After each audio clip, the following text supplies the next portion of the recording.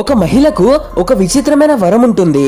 ఆమె ఎప్పుడు పాట పాడినా ఆకాశం నుంచి వర్షం కురుస్తుంది. ఒకరోజు ఎండిపోయిన ఒక గ్రామానికి ఆమె పాట పాడుతూ వెళ్ళగానే వర్షం పడి పైర్లు లష్గా పండడం స్టార్ట్ అవుతాయి. దాంతో ఊరి జనాలు ఆమెను దేవుడిలా పూజించి పండుగ చేసుకుంటారు. కానీ మరుసటి రోజు ఆమె పొరపాటున మళ్ళీ పాట పాడడంతో అతివృష్టి వచ్చి పొలాలు మునిగిపోతాయి. దాంతో జనాలు కోపంతో ఆమెను ఊరు నుంచి బయటకు తోసేస్తారు. ఆమె తన శక్తితో నిజంగా నీళ్లు లేక అల్లాడిపోయే ప్రాంతాలకు సహాయం చేయాలని ప్రయాణం మొదలు పెడుతుంది. అలా కరువుతో ఎండిపోయిన ఒక నగరానికి చేరుకుంటుంది. అక్కడ ఎండిపోయిన ఒక వాటర్ ఫౌంటైన్ దగ్గర ఆమె నిలబడి పాడగానే నీళ్లు ఫౌంటైన్ లాగా ఉప్పొంగుతాయి. అది చూసిన ఇద్దరు స్వార్థపరులైన బాడీ గార్డ్స్ సహాయం చేస్తున్నట్లు నమ్మించి ఆమెతో ఒక పెద్ద మ్యూజిక్ కాన్సర్ట్ ఏర్పాటు చేస్తారు.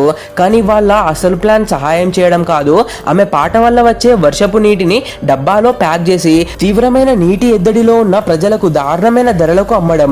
ఆ మహిళ అలసిపోయి విశ్రాంతి కావాలని అడిగినా ఆ వ్యాపారులు వినకుండా ఆమెను బలవంతంగా పాడుతూనే ఉండమని హింసిస్తారు. ఆమె తప్పించుకొని పారిపోవాలని చూసిన బాడీ గార్డ్స్ దయాదాక్షిణ్యాలు లేకుండా పట్టుకొని తీసుకొస్తారు. బాధతో అలసటతో ఆమె కళ్ళ నుంచి కన్నీళ్లు కారుతున్న ఆ రాక్షసులు ఆ కన్నీళ్లను కూడా రేటు పెంచి అమ్మడానికి ట్రై చేస్తారు. దాంతో నీళ్లు కొనలేక పేద ప్రజల్లో ఆగ్రహం కట్టలు తెంచుకుంటుంది. ప్రజలు తిరగబడడంతో ఆ వ్యాపారి తన బాడీ గార్డ్స్ ను పెట్టి ప్రజలపై దాడి చేయిస్తాడు.